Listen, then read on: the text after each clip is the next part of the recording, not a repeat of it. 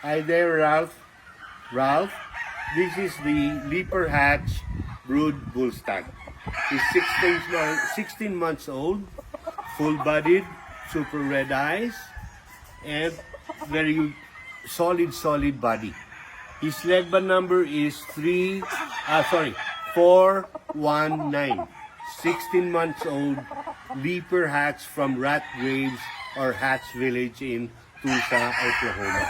Ito siya, Ralph, no?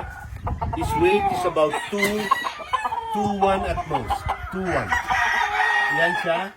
His leg band number is 419. He's starting already to dry up because he's a bull stag. So, but after molting, I reassure you that he will be looking A-okay. Ito naman, Ralph, on the right, the leg band numbers of these two Leaper pullets is 338 and 032. 338 and 032. These are all ready to breed. So, kung gusto mo na mag-umpisa mag-breed, pwede mo silang gamitin for at least a month or so. Sige, Ralph, thank you and ingat po.